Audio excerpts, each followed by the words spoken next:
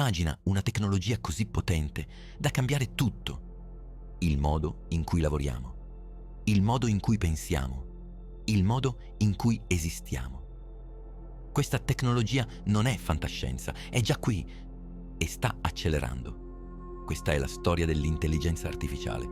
Da dove viene, dove siamo e dove ci porterà. Era il 1950 quando un matematico britannico fece una domanda rivoluzionaria. Le macchine possono pensare. Alan Turing non stava solo sognando, stava creando le fondamenta di tutto ciò che sarebbe venuto dopo. Propose un test. Se una macchina può ingannare un umano facendogli credere di parlare con un'altra persona, allora quella macchina pensa. Negli anni 50 e 60 gli scienziati erano euforici. Credevano che in 20 anni avremmo avuto robot intelligenti ovunque. Si sbagliavano. Di molto. Arrivò quello che chiamano l'inverno dell'intelligenza artificiale. I computer erano troppo lenti, i problemi troppo complessi. Le promesse non mantenute fecero sparire i finanziamenti. Per decenni, l'AI sembrò un sogno impossibile. I laboratori si svuotarono. Gli scienziati cambiarono campo. Il futuro sembrava congelato. Poi, nel 1997, qualcosa cambiò. Un computer chiamato Deep Blue sfidò il campione mondiale di scacchi, Garry Kasparov, e vinse. Per la prima volta nella storia, una macchina aveva battuto la mente umana nel gioco più complesso mai inventato. Il mondo rimase scioccato. Ma Deep Blue non pensava davvero, calcolava. Milioni di mosse al secondo. Era forza bruta, non intelligenza. Eppure era un segnale. Qualcosa stava cambiando. Nei primi anni 2000 un nuovo approccio emerse silenziosamente. Si chiamava machine learning, apprendimento automatico. Invece di programmare regole rigide, gli scienziati iniziarono a far imparare le macchine dai dati, come un bambino che impara a riconoscere un gatto vedendo migliaia di foto. Lentamente, le reti neurali artificiali ispirate al cervello umano iniziarono a funzionare. Ma il mondo non se ne accorse. Non ancora. Nel 2016 l'AI fece qualcosa di impossibile. AlphaGo, creato da Google DeepMind, sfidò il campione mondiale di Go. Il Go non è come gli scacchi. Ha più combinazioni possibili degli atomi nell'universo. Nessun computer poteva vincere con la forza bruta. AlphaGo doveva pensare, intuire, creare. E nella partita numero 2 fece una mossa che nessun umano aveva mai visto. La mossa 37. Gli esperti rimasero in silenzio. Poi capirono. Era una mossa geniale, impossibile per un umano. L'AI non stava più solo calcolando, stava creando. Nel 2022 tutto accelerò. ChatGPT esplose in tutto il mondo. Un'intelligenza artificiale che poteva conversare, scrivere, ragionare. 100 milioni di utenti in 2 mesi. Il prodotto più veloce della storia. Per la prima volta chiunque poteva parlare con un AI, fare domande, ricevere risposte, creare insieme. Improvvisamente l'intelligenza artificiale non era più nei laboratori, era sul tuo telefono, sul tuo computer, era ovunque.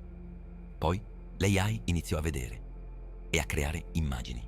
DAL, Midjourney, Stable Diffusion.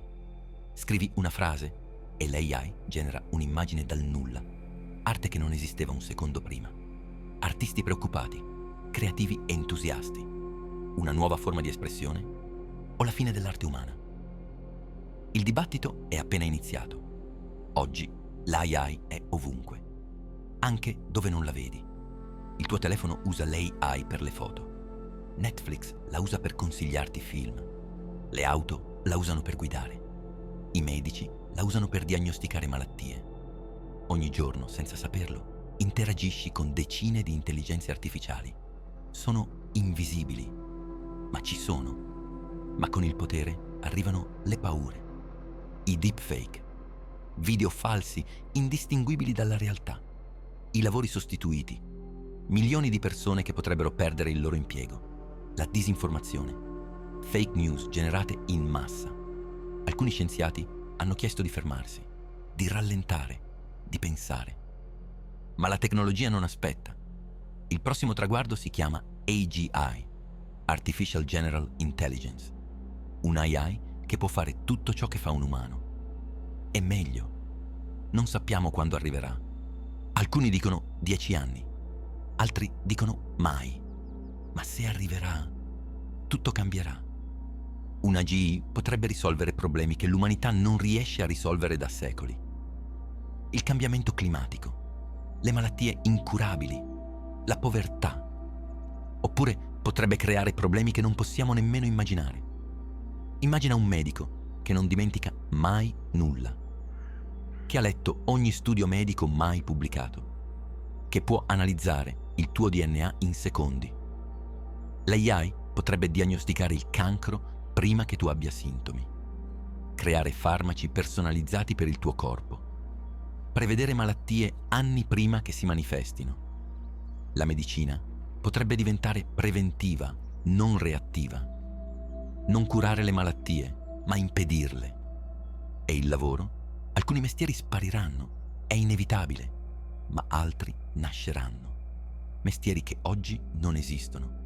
Il futuro non è umani contro macchine, è umani con macchine. Chi saprà collaborare con l'AI sarà avvantaggiato. Chi la ignorerà rimarrà indietro. E poi c'è la domanda più grande.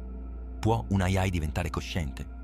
Può provare emozioni, soffrire, sognare? Oggi le AI non sono coscienti, sono strumenti sofisticati. Ma domani, se un giorno un AI ti dicesse io sento, come faresti a sapere se è vero?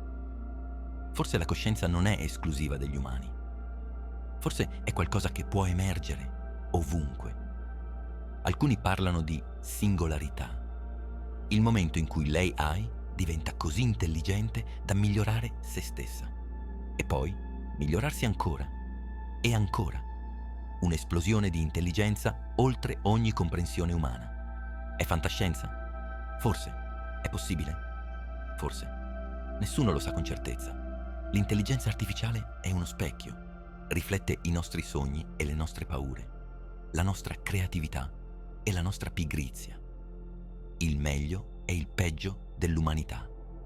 Non sappiamo dove ci porterà, ma una cosa è certa: il futuro non sarà come il passato. E tu, in questo futuro, che ruolo vuoi avere?